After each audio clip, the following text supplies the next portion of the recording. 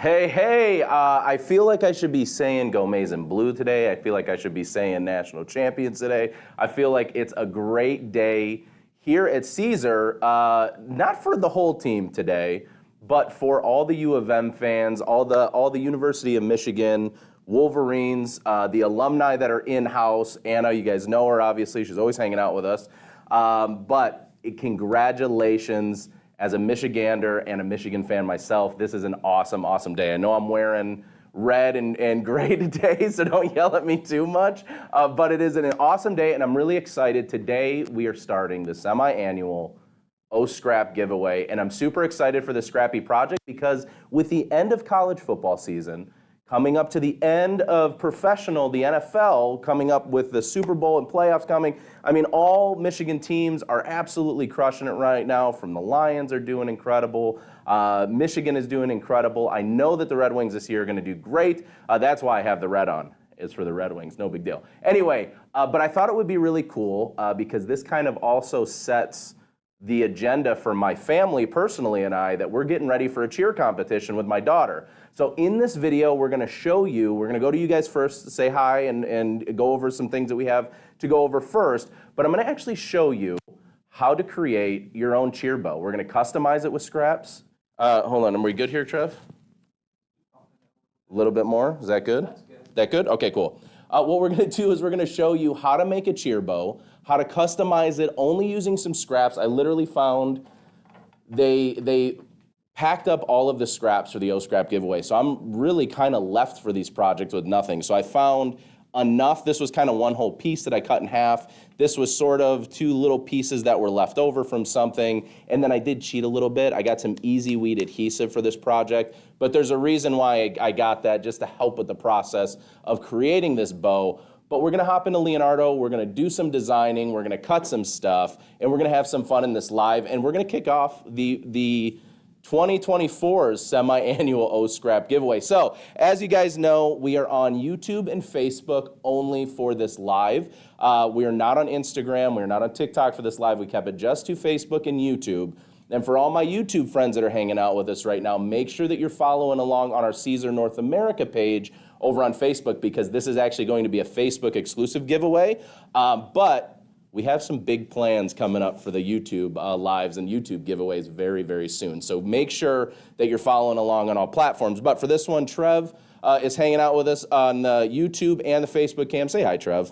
Hey, everybody. I'm back here as usual. He's like, I'm scrambling as usual. There's a lot of technology over there, man, that you're dealing with. So I appreciate you for that. And today, because we're not on Instagram, Chloe's not hanging out with us in studio, but I know that she's upstairs watching the comments, so she'll be able to answer anything, hopefully on Facebook or on YouTube. We got a ton of people upstairs that are also in these lives, so make sure that you ask any of your questions. If we can't get to them, we apologize in advance. We'll make sure that we have an answer for them at some point in time, but hopefully you'll learn a lot today. So with that, Trev, why don't we go over to Facebook, and I'll do the YouTube comments this time, but you do start with Facebook. Oh, okay. Let's see. We had a lot of chatters in chat early today. Hey, nice. You know, we scheduled out. We had people popping in a little early, but we have Amy Berberet Helfer says hello. Hey. Janice Jorgensen Hosh. Hello, hello. Or Hosh. I'm sorry. Now you know I there's have a lot of Trev names read in the here. names. We play a little name game here every game, time we go live. They say hello from Central New York. Hey. Hello, hello. We got Tamara Urban who says hello. Welcome.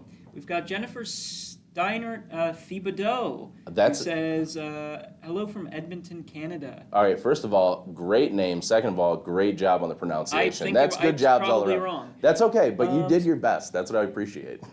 Suzanne Baldiga says hello. Hello.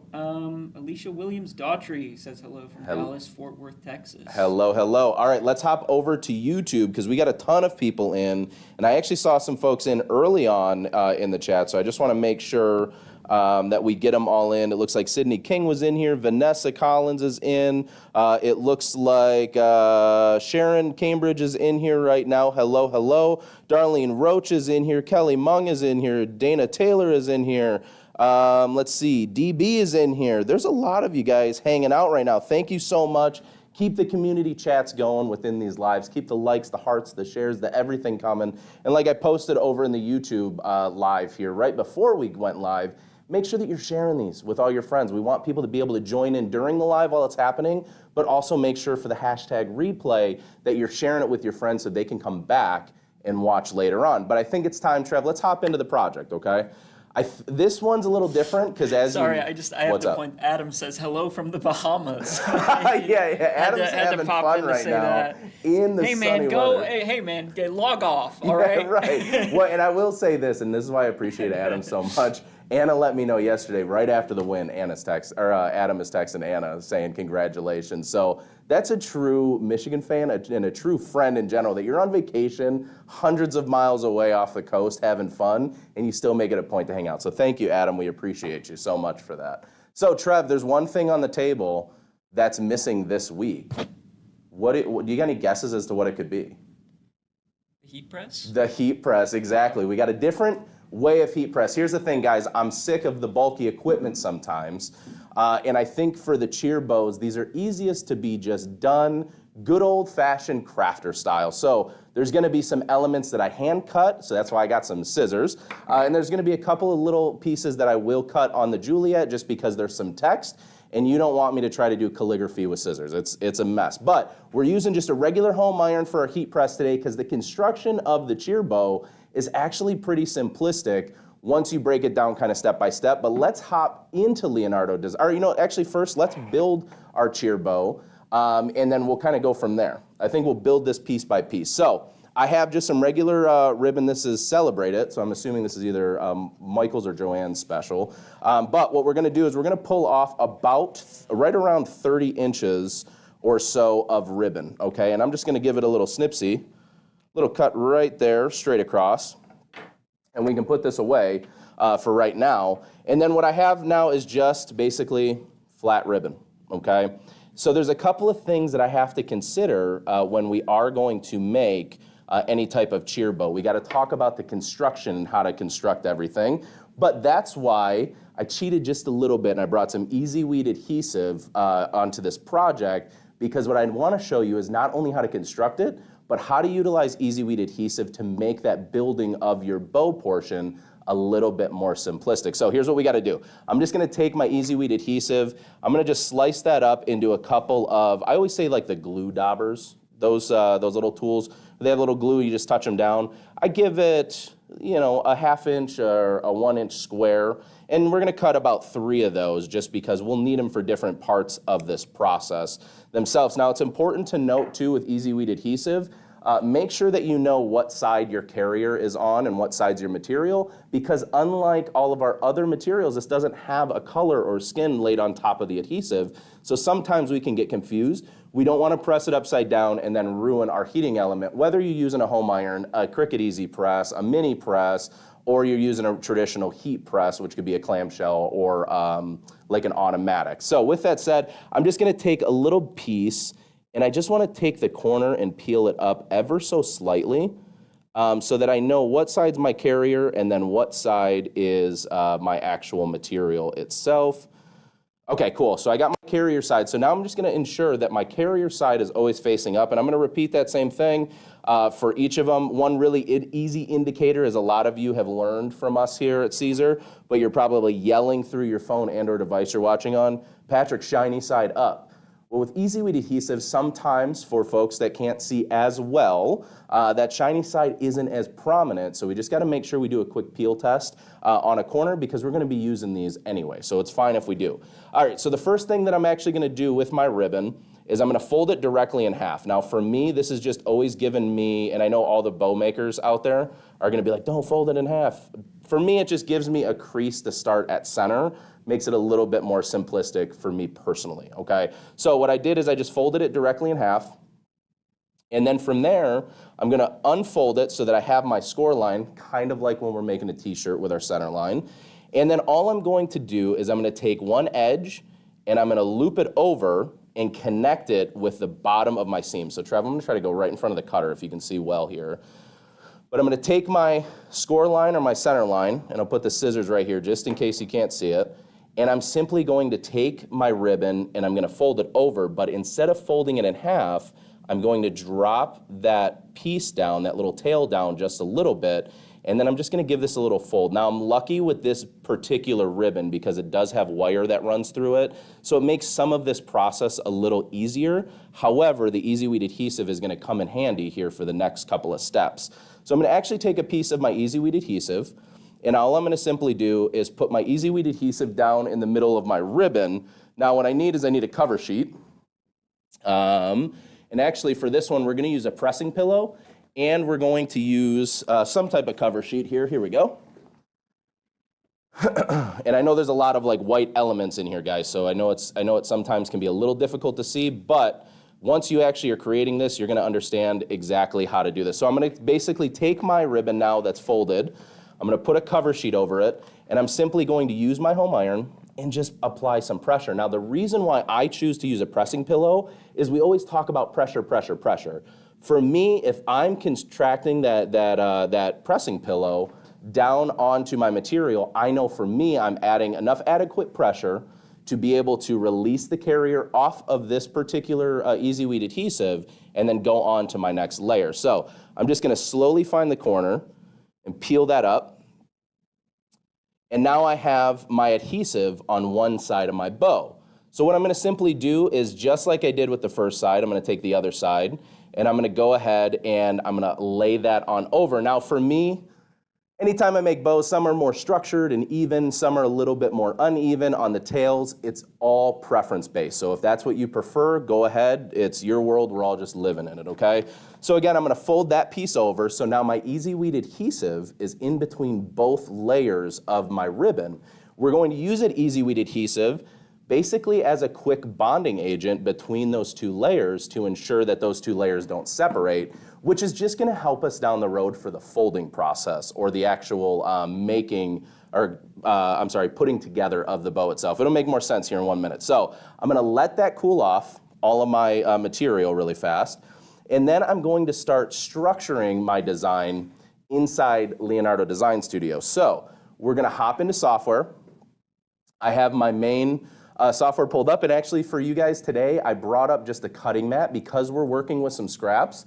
I may have to go to a cutting mat for this one. And as you guys know, the Romeo and the Juliet high definition cutter, you don't need a mat. However, in quick projects that we're trying to knock out really fast, sometimes going to a mat and being able to slap on a bunch of designs or slap on a design that you want to cut makes the most sense. So inside Leonardo Design Studio, I'm actually just going to select my text tool, and this is in the free or the pro version. So you have the text tool regardless. And this is also an awesome place where you have all of your glyphs per font that you actually have. And just so you're aware, you don't have to be like an Access member or a pro subscriber to get all of these fonts. These are all the ones that you're already downloading from DaFont, or if you took advantage of our awesome deal with Creative Fabrica that just launched, you're getting your fonts from Creative Fabrica. You're getting your fonts from what you've already had downloaded into your computer and what you will download into your computer. There's no smoke and mirrors here. You don't have to pay to have access to your own fonts anymore. So with that, I already have a font that I kind of like, which, let's see, Clarendon. Okay, so this one right here I like because it's a little bit more rounded, but let me see if I can find this. Copper Black usually is a good one. And all I'm going to do is the initials of my daughter's cheer team, okay? And it's simple as that. I hit apply. My text then is on screen. And what I'm simply going to do is kind of rearrange some of this text so that I can at least, even though I'm using scraps, we're in a pinch, we're trying to get this thing done before competition time coming up at the end of this month, I can still make it look really cool. So let me show you how to do that in Leonardo. I'm going to right-click my text, go down to paths, and then ungroup paths. What this will do for me is this will separate all my text path layer. So it'll separate all of the text from itself. And then what I'm able to do is I'm going to basically take the SCS, and I'm going to keep them all in one color, but I want to kind of overlap them a little bit. Now, as you can see, in one solid color, it's not going to look as great, but let me show you a little trick that you can utilize. I'm gonna go to this C right now, and I'm simply going to drag this off to the side. While that's selected, I'm going to select the Build Contours button. From here, I'm gonna hit Editable Contour, and I'm simply going to add an offset. Now, this offset can be whatever color you choose. I usually just decide to bring in a color because when I am selecting the offset amount, I can see how much bigger that offset is in my design. So I want it very subtle because I want you to still be able to see it, but we'll utilize the actual white background of our bow when we're done to really make that SCS pop, okay? So with that, I'm gonna go ahead and hit apply. And now as you can see, I have my first layer, and then here's my back layer, which is my new contour image. Now since the two S's are already in place, I'm gonna keep them where they're at. I'm gonna select those and I'm gonna weld those together. So now I can't move those. This operates two different ways, and I want you to see how this works. I'm gonna throw the C back where it's supposed to go in the design. Okay, and maybe I should center, you think? Nah, I don't like it's perfectly center. Drop it down just a tad. Okay, and we'll go, I don't wanna do that, I wanna go center to the actual like vertical center. Okay, so then what I'm gonna do is select my two layers together. So now we have the contour, the outside contour that we built in the C, and we have our S and our S that are going to surround that. Here's what I'm simply going to do. I'm gonna select everything together. I'm gonna go down to these tools here and I'm gonna find the remove front. What this does is this removes the front, but I wanna show you a little difference in this process than the two S's. So now my two S's are separated, okay? I'm gonna do the same exact thing. C is in place. I'm gonna go down and click on remove front, and as you can see, it operates the same way. Now, commonly in the old version of Leonardo, it would basically separate and almost give you layer by layer. So it would knock out from the first one, but not the second one. This is something that we've been able to develop and make new, that even when your objects aren't grouped together, unless they're on separate layers on the layer panel, you can actually just remove that front from everything. So what I'm gonna go ahead and do now is I'm gonna bring this C, the smaller C, back into place, and as you can see, no pun intended, now as I put it back into place, let me blow this up just a little bit so it's on screen a little bigger. Now you can see I can just simply adjust this C around and fit that right into that cavity. So now what's really cool about this is there's a distinct separation in the letters themselves. And exactly what I see on screen is what I will see when I actually get into the creation process. And here's the point that I make. Say that I'm not going to be using a white background like it already has in Leonardo. I can simply bring up just a colored shape, send that to the back, as you can see that my design is hidden here, but let me change the color of this actual background. So no matter what color the bow is, I can hit that spot color exactly, and now I know with inside Leonardo that once we're outside of Leonardo, now you know that that's what it's going to look like on the bow itself. Now there's a reason why we haven't constructed everything yet. We're gonna press down some of our elements and then do our final construction after. But let's go ahead and measure this out really quickly. I'm gonna weld all of these together to keep them in one place. We're gonna go ahead and measure out that this is 2.5 inches wide. So, okay. So if we're going 2.5 inches wide, what I'll probably do is I'll bring this down to 2 inches. So we want that small enough to where it will fit on our actual bow, but we don't want it so small that number one, it's not legible and it doesn't cut really well, you know what I mean? Which is something that can happen outside of the Romeo and the Juliet, we hope. But with that, just to keep ourselves safe. So I'm gonna go ahead and select my image that I'm gonna cut, hit send design. Now we've shown you in past content and other videos, we've already shown you how to connect your Wi-Fi, how to connect in software, so I'm not gonna go into that. The next step that we're actually gonna do, and the reason I pulled 2 pieces of material is that I want one to be a test cut for me, and then one is actually gonna be my design itself. But we're just gonna see if we're going to be able to test cut and cut on the same exact layer. So let's double check our cut settings really quickly, and I'm gonna check my blade, just because I haven't touched this cutter since the last live. That looks pretty good. Okay, actually what I'm gonna do is I'm gonna flip-flop. Told you guys I'd use this for, well, let's use it for both. Trev, why not, you know? I feel like sometimes you just go with the flow. All right, so we're gonna go into our cut settings inside the machine itself. I'm going to select Easy Weed because that's actually the material that I have, and I'm just gonna hit a simple test cut. Do you got a weeder over there, Trev?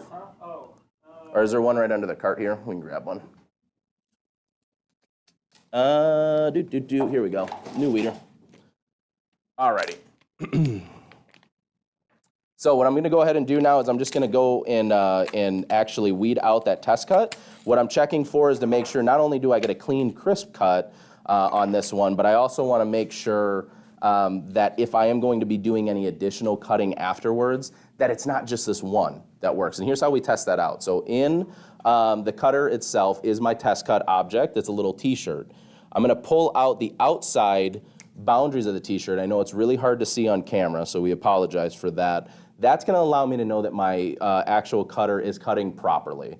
Now what we want is consistency. So what we're gonna do is I like to weed out that circle because now I know not only did it hit the outside contour of the t-shirt itself, but now I know that the consistency of an inside cavity is going to be covered as well. So go ahead and just peel the t-shirt off so it doesn't get stuck in the grit wheels or anything else. And then I'm gonna simply load the same piece of material back into the cutter.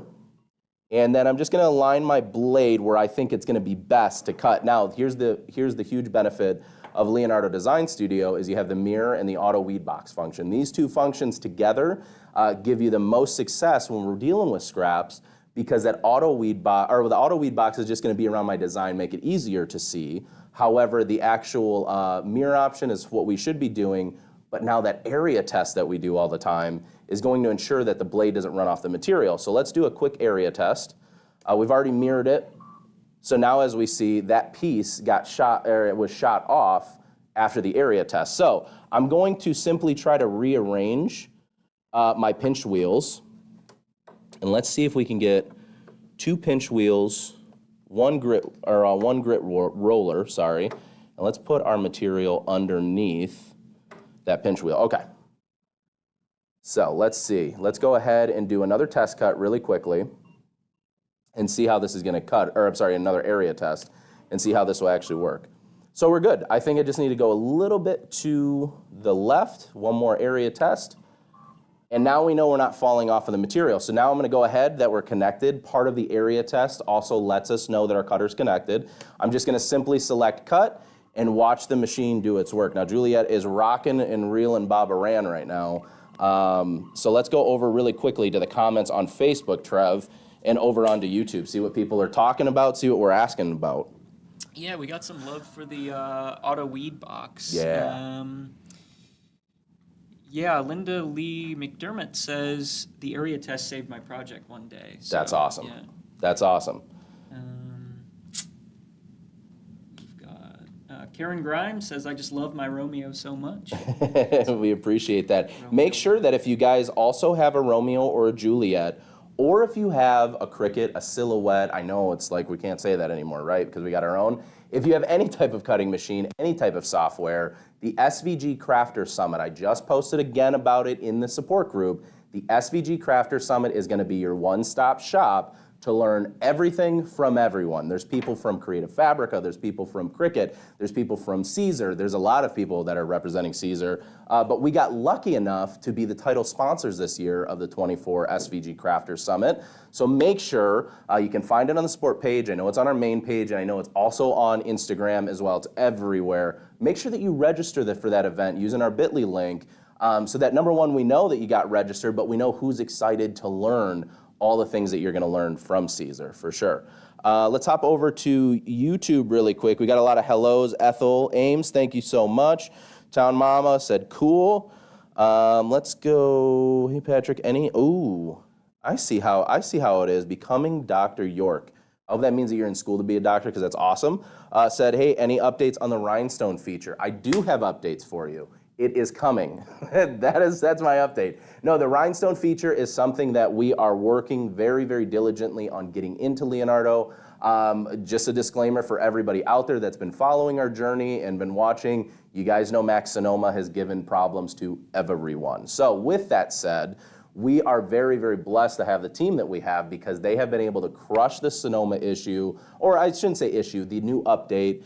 and keep it as stable as possible. And I'm also still seeing other softwares and other things out there that are having issues with the Sonoma system. So we're very, very happy to be where we're at, and we're right at the tail end of coming out of the Sonoma with a beautiful, stable software that you can count on every single time. Not that you can already, but even more so. And the rhinestone feature is next on the list. So keep your eyes peeled in the next few months. I'll just say few months to be safe. Trev's looking at me like, say few months, because you always say too much, dude. Few months. That could mean anything. That was honest, very vague, but I yeah, promise you, it is something that it is being worked on. It is being tested. How about that? I'll give you that much data. It's being tested right now. So very, very soon, we're going to have it. I'm super excited about it.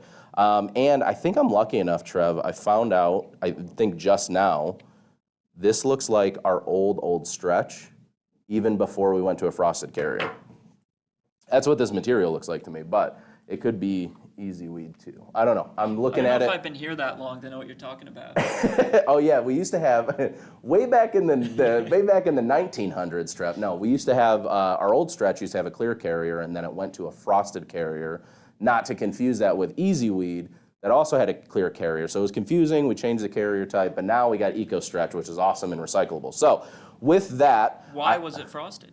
For the distinction of the material itself. Oh, that's it. Okay. Yeah. That's interesting. Yeah, sorry. All right, so one thing that I have to do to this project before I go ahead and, let's go to this camera.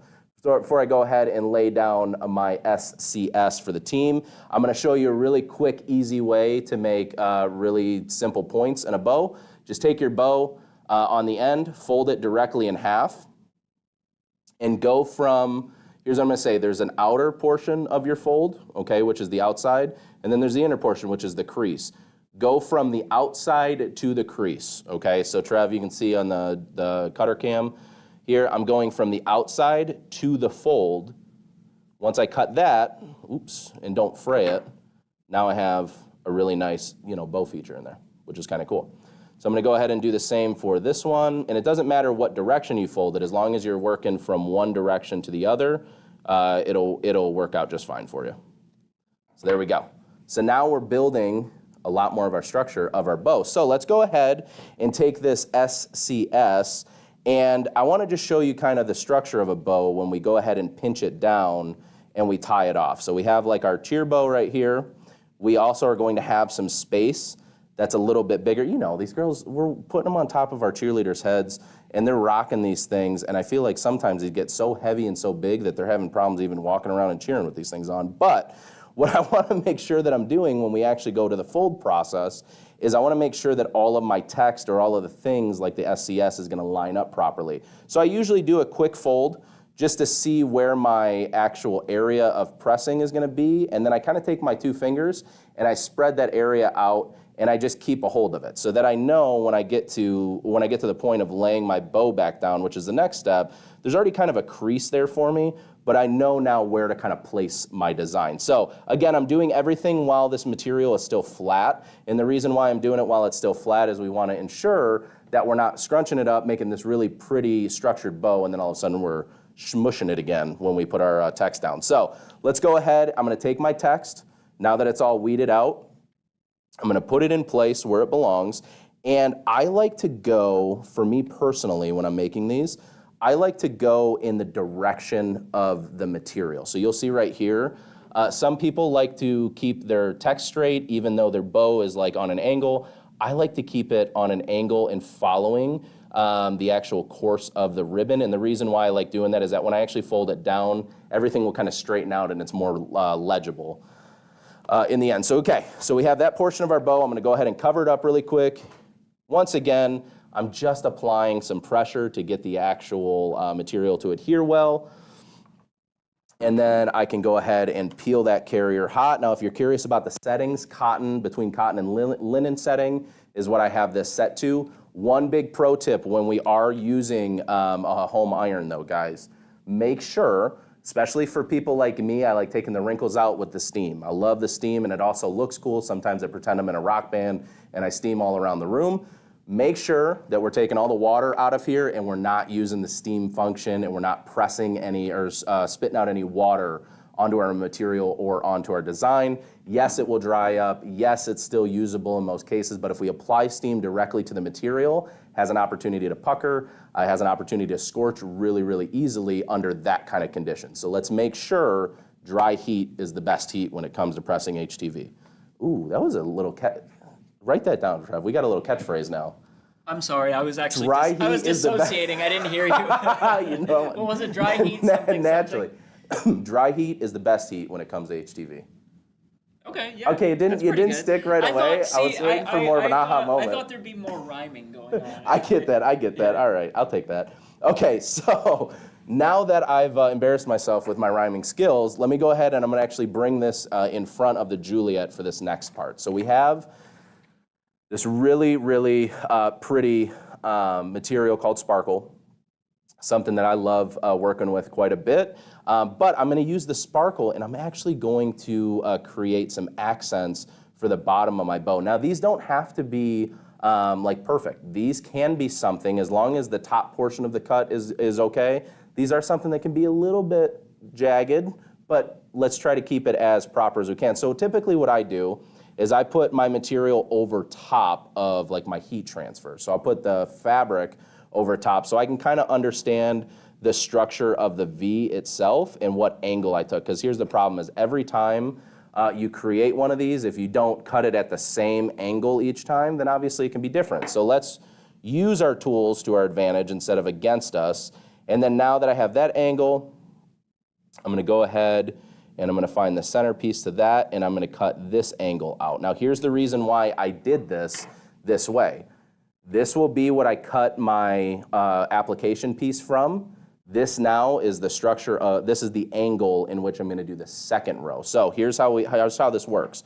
I'm going to go ahead and cut as straight as I can along the cut that I just made. And we're going to try to keep it even as well. We don't want to throw the eyeballs off by not having it too even with itself. So I'm going to make sure, I'm just going to lay this down to double check, and there's a couple little pieces that I have to trim off. So I'm going to trim off these edges.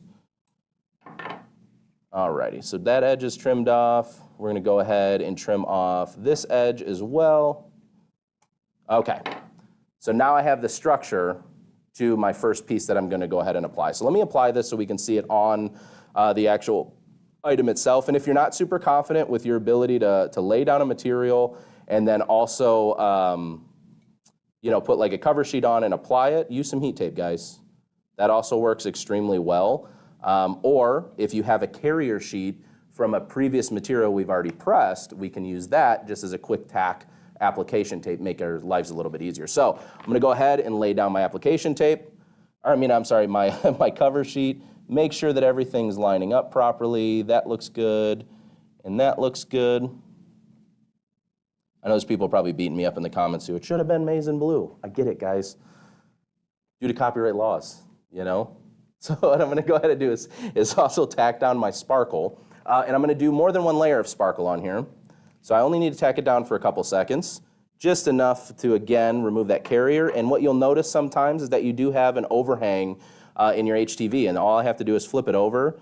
I can kind of cut where I need to make sure all of that fits and applies appropriately. And then I just take my little cover sheet off, or my carrier.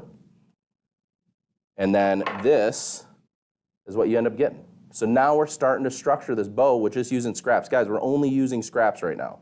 So now we have a little bit of a structure. So the next thing I'm going to do, again, because this worked so well as an angle for me to start working off of, I'm going to actually do the same thing with the next layer. I'm going to take my cut layer of material that has my angle built into it. I'm going to line it up with my material that I'm going to be cutting for the next layer. And then let's go ahead and cut that. And then this side is already pretty much done. Let me just make sure that I'm right above. Okay, cool. So now we have that piece. And then I'm going to simply just cut these pieces off. And just like that, that's beautiful. That's going to turn out awesome. Okay, so the same thing applies. Now I'm just going to simply try to keep everything the exact same width, so that it looks as uniform as possible. And I haven't pulled out a cutter for this. The only thing we pulled out the cutter for, again, was the SCS, which is the initials of the team. I'm just going to put this down, make sure that it looks good. That's going to look perfect. So now I can go ahead and I can just make sure that's right. Okay, cool. I like. Now I can go ahead, cover this up, grab my home iron one more time, apply it, and again, I'm using, just so you guys know, I'm using a pressing pillow, not for what you guys normally are used to using it for. It is not necessarily to stop any uneven pressing. This is really number one for me to protect the surface of my table because this table has been beaten up way too many times. We don't want to beat it up anymore. And then also, most importantly, it's allowing me, if I can feel me pushing through the pad, I'm probably applying enough pressure to adhere to this bow itself. And I want to be very, very specific that I'm doing this project base, and that's the reason why I'm using it. So check that out. So now we have a really cool accent to our bow. We have our words. The last step is let's throw it all together. Let me grab really quick. I'm going to step out here as I'm still talking to people, and I'm going to grab actually a zip tie.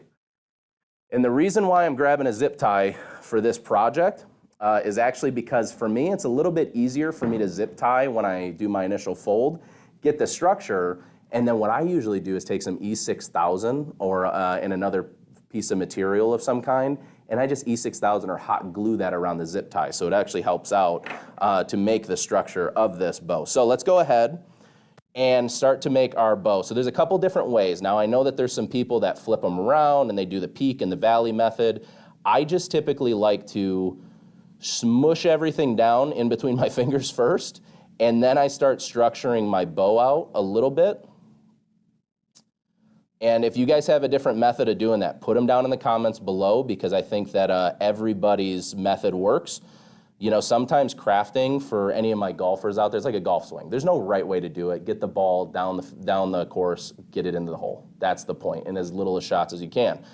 So with that, there's the structure of my bow. So now what I can do is take my zip tie, and again, I always try to keep the head of the zip tie or the little bulky piece towards the back because this will be what we wrap up in fabric anyways, and then we'll throw, like a little clip or something in there. So I'm gonna go ahead and zip tie that. Alrighty, and then I'm gonna just cut off the excess here. There we go. Oop, we don't want that to fall in there. And then now, we have a really cool, we got some frayed spots in it, which we'll clean up here in a second, but we have a really easy, quick cheer bow that we made. So again, all I have to do now, throw some fabric, or if I want to, I can definitely probably throw a piece of material behind that. Let me just clean up these frayed pieces.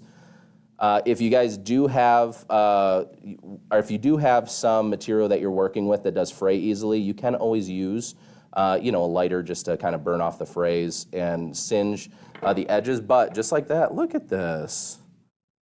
Cool idea. And then there you go. Just like that, we made a cheer bow. And again, I could probably spend some time kind of structuring it, making sure it fits well, putting the ribbon around or putting another material in between so that it hides that. But what do you guys think? I think that looks pretty cool. What do you think, Trev? Put it on. Solid for a quick project? There you go. I don't have the clip. I should have brought clips and hot glue, but that's all right. We're not doing a full craft today because we're already 40 minutes into this thing. But with that, really quick and easy way that you can grab some scraps in your craft room. It's a really simple, effective way to make a quick project. And not only do we do this with cheer bows, but we do this with random bows. My daughter's, when my daughter was young, she was all about like JoJo Siwa. Everybody knows who that is. She's known for the bows, so that's all she wanted. So she had the biggest, you would have thought that she was, for all my Texas people, you understand, but you would have thought that it was like, I know for prom and stuff, you guys do like the big, I can't remember, they're not pennants. Somebody from Texas, drop in the comments what the really, really big like flower arrangements are. What are they, Trev? I know you know this. I was just going to say brooch. No, dude, it's a brooch, but it's like a brooch if an atomic bomb had a brooch and it made a bit, like they're sometimes as tall and as big as the person. They're insane. People are saying mum. Mum, that's what it is. Oh my God, such a simple one for me to remember. Such a simple one, but yes, a mum, they go buck wild. with those mums, and I love them. So when it does come to prom time, you guys make sure you're dropping those in the group. This looks like common knowledge. I didn't know. I didn't know it either. Yeah, and the funny thing is I've probably been told a million quadrillion times, but I couldn't think of it off the top of my head. But a mum, yeah. But sometimes they're just really, really big. It's awesome. So anyways, scraps. That's all we used for this project. We made something really quick. We burned and turned it in 40 minutes, but if we were just doing it, not explaining the process, this would have taken 5 minutes or less to make one of these. So I hope that you guys learned something from that, but you already know that with us, come on, it's the O Scrap semi-annual, so we know that there's gonna be a giveaway. So let me double check. Anna had thrown some notes on my desk, said make sure, because she's at home today recovering from an incredible win because she was out there playing yesterday with everybody out on that field winning the game. Just kidding. She's hanging out at home today, guys, because we were supposed to have a potentially storm. Anyway, so she left this on my desk for me to read off, and I'm gonna every single time. Okay, so here's what I just found out from reading this. There's not one giveaway, not two, there's not three, there's not even six. Times that by two, we're doing 12 winners for the O-Scrap giveaway. 12 of you guys are going to win, and this is Facebook only, so if you're on YouTube, stick around. Let me tell you how you enter so that you can win. We're still gonna announce it together, but we got more coming for YouTube later on. This is 5-pound bag, as it says, 5-pound bag of scraps. So 12 winners on Facebook will win 5-pound bag of scraps right from our scrap bin. It's what our A&D is cutting off. It's all the extra material that you guys see me cutting on lives. Everything's bare bones at the end of the quarter and at the end of the year and at the end of each month. So these are all the things that you see us using all the time. We're just giving you all the scrap pieces that are with it. Here's how you enter. And you know what I'm gonna do for you guys? Just because it's a bag of scraps, because they're scraps, you need a weeder too. So I'm gonna throw in a free weeder as well for those 12 winners. So that'll be 12 winners on Facebook, 5-pound bag of scraps, and I'm gonna throw in a weeder for you guys because I think it's important and we wanna represent Siser the right way in our craft rooms. All you have to do is follow and like our page on Facebook. So go over to the Siser North America page on the Facebook, like and follow that page, like the giveaway post. That giveaway post should be out right now. So like that giveaway post, and then tag a crafty friend who needs to try more Siser materials. Listen, guys, I'm gonna tell you this as a one entry. Not everybody can use this, but maybe 1 or 2 people can say Trev, and then 1 or 2 people can say me. We'll be your crafty friends if you need crafty friends. If you don't have crafty friends, join the Siser North America support group. That's where you get to learn and hang out with all your crafty friends all in one place. But tag a crafty friend who needs to try more Siser, and then a bonus entry, as always, share it to your Facebook page so that you guys can not only get a bonus entry for this, but you can help us to talk to everyone and teach the masses about Siser and what we have to offer. We're here for you guys. You're here for us. We love you always, always, always. And as a friendly reminder, make sure that not only are you following on Facebook, that's for the giveaway, but make sure you're following over on YouTube. Make sure that you're following on TikTok. Make sure that you're following on all Siser platforms at Siser North America. And beware of scammers. As of right now, Siser will never ask you for a credit card. We're never going to ask you to enter anything additional.